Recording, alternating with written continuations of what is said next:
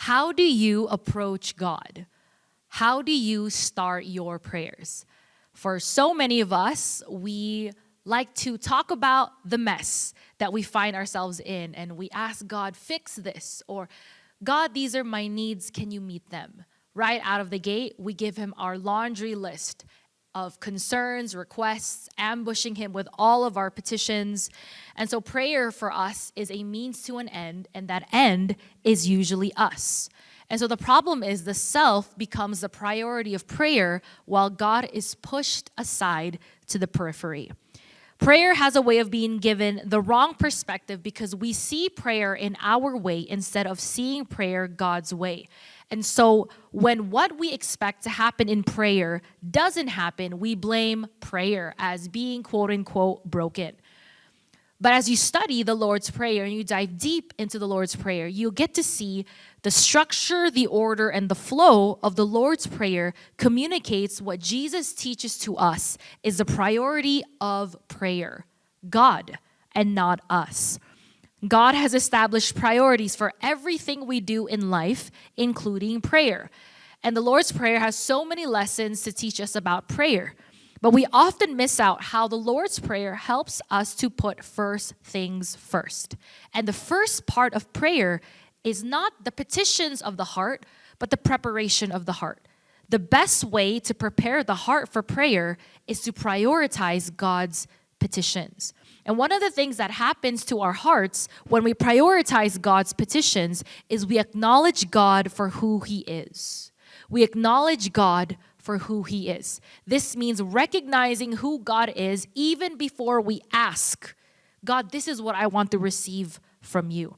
Matthew 6 verse 9, this then is how you should pray, our Father in heaven.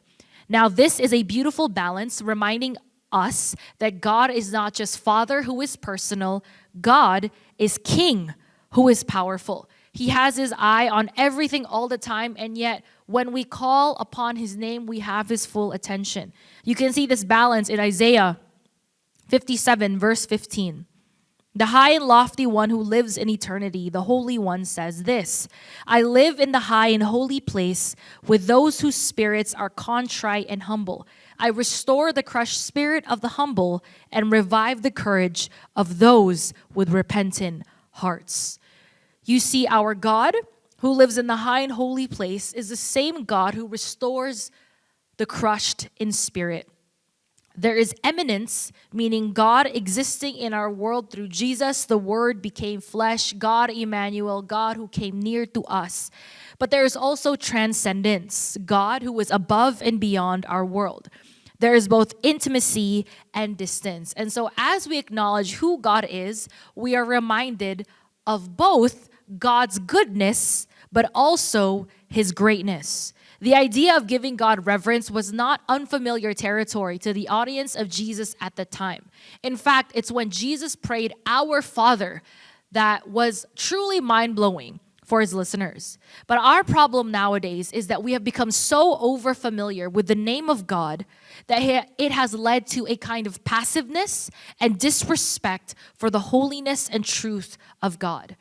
And so when we remember God's goodness and his greatness, we remember that God is in control, that he is timeless and eternal, that he is unfathomable and incomprehensible, that he is omnipresent, meaning he is everywhere, that he is omnipotent, meaning all-powerful, that he is omniscient, meaning all-knowing. He is infinitely wise, good, righteous, and glorious. John MacArthur said, prayer is to impress you with God much more than it is to impress God with you or your needs. Meaning we are impressed with who God is, that he is righteous and infinitely wise and omnipotent and omnipresent and omniscient. We are to stand in awe of who God is more than prayer serving as a means of impressing God with the eloquence of our prayers or impressing God with all of our needs. God is not just a celestial cleaner upper and sorter out of our messes and wants. He is the living and holy God. We have access to God through Jesus, but he is never just a pal, a buddy, a chummy friend, or that dude upstairs. And so as we embrace our relationship with God as Father, may we also not forget reverence to God as King. Our human fathers were and are limited in power and strength.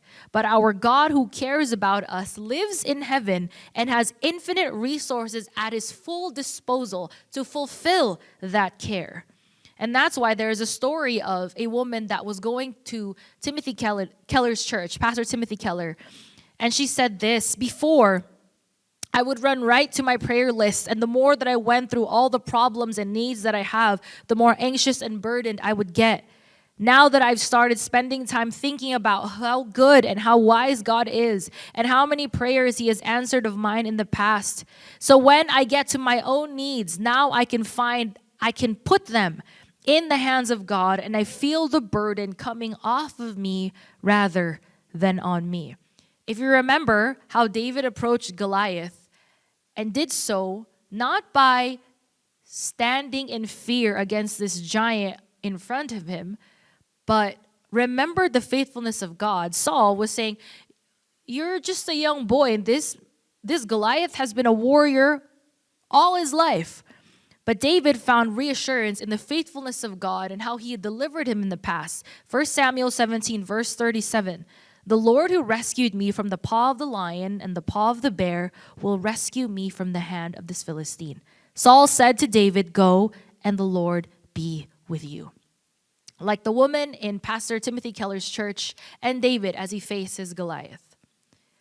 As we acknowledge God for who he is, we are reminded of his faithfulness in the past, his faithfulness now, and how he will indeed be faithful in the future.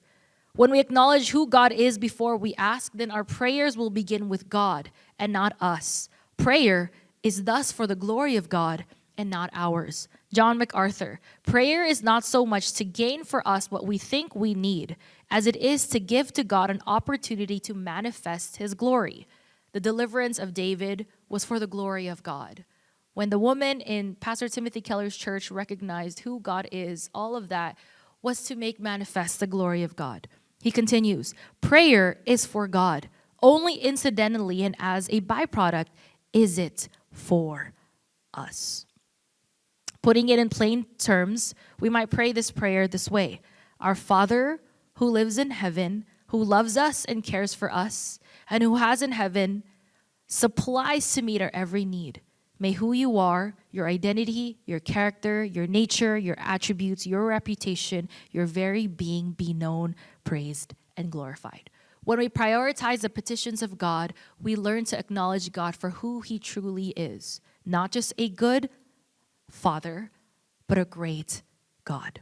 Psalm 115, verse 1. Not to us, Lord, not to us, but to your name be the glory because of your love and faithfulness. And so, may we learn to acknowledge God for who he is, even before we ask.